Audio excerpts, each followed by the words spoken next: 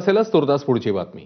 फलटण महिला डॉक्टर आत्महत्या प्रकरणामधली अपडेट येते। डॉक्टर महिलेने आत्महत्येआधी लटकवलेल्या ओढणीचा एक फोटो पाठवलेला आहे। संशयित आरोपी प्रशांत बनकरला हा फोटो पाठवल्याची सूत्रांची माहिती आहे। प्रशांत बनकरच्या मोबाईलमध्ये पोलिसांना हा फोटो मिळालाय आणि त्यानंतर आता पुढचा तपास जो आहे तो सुरू आहे। संशयित आरोपी प्रशांत बनकर आहे, ज्याला हा फोटो पाठवल्याची सूत्रांकडून माहिती कळते आहे। तर फलटणच्या महिला डॉक्टर आत्महत्या प्रकरणामधली ही अपडेट आहे, ज्याच्यामध्ये आता एक फोटो जो पाठवण्यात आलेला आहे। डॉक्टर महिलेने आत्महत्येआधी पाठवलेल्या लटकवलेल्या ओढणीसह हा फोटो आहे अशी माहिती आहे। सूत्रांकडून जी माहिती कळते त्यानुसार प्रशांत बनकर याच्या मोबाईलमध्ये पोलिसांना हा फोटो मिळाला।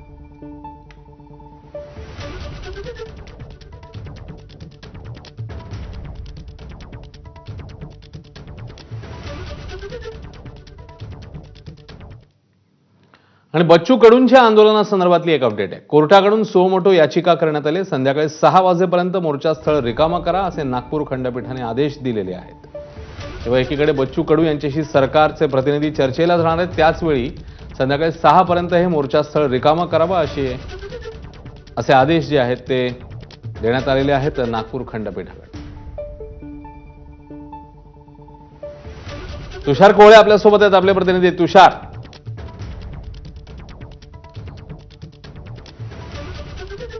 तुषार, माझा आवाज येतोय? या संदर्भात न्यायालयाने संज्ञान घेतलेला आहे। सो मोटो याचिकेच्या माध्यमातून हे आदेश दिलेला आहे, कारण की ज्या प्रकारे मागच्या 24 तासापासून नागपूर ते राष्ट्रीय महामार्ग जो ब्लॉक करण्यात आला तो एक प्रकारे कोर्टाचं म्हणणं होतं। कोर्टाचं असं म्हणणं होतं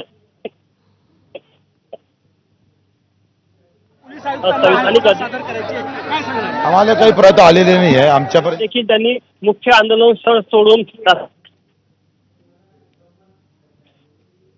सत्य आहे किंवा ते लोकशाहीमध्ये मान्य करण्याची गोष्ट नाही, त्यामुळे स्वतः न्यायालयाने आंदोलन करताना ऑर्डर केलेली आहे आणि त्यांनी या प्रकरणाची सुमोटो दखल घेतलेली आहे। त्यांनी असं म्हटलेलं आहे की आपल्याला पोलिसांनी अनुमती फक्त एका दिवसाची दिली होती, आज एक दिवस आणि त्याशिवाय हॉस्पिटल्स आहेत, कॉलेजेस आहेत, नॅशनल हायवे असं सगळं म्हणून त्यांनी आज सायंकाळी 6 वाजेपर्यंत आंदोलन करताना येथून जाण्याचे सांगितले आहे आणि पोलीस आयुक्तांना उद्या 11 वाजता कंप्लायन्स रिपोर्ट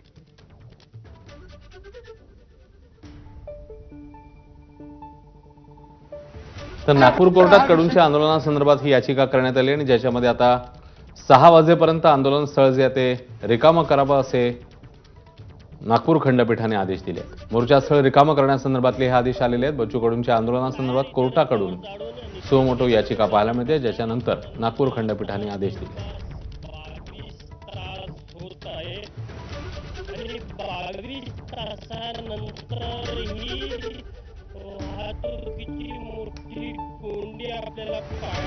एकीकडे सरकारचे प्रतिनिधी म्हणून 2 मंत्री आता बच्चू कडूंना भेटायला जाणार, कारण बच्चू कडूंनी सांगितलं की आमच्याशी नागपूरला तुम्ही चर्चा करायला आम्ही कुठेही जाणार नाही। त्यानंतर सरकारचे 2 प्रतिनिधी म्हणून 2 मंत्रीगण हे आता बच्चू कडूंच्या भेटीला पोहोचतील, त्यांच्याशी चर्चा करायला। दुसरीकडे संध्याकाळी 6 पर्यंत मोर्चास्थळ रिकामं करावं असे नागपूर खंडपीठाने आदेश दिले।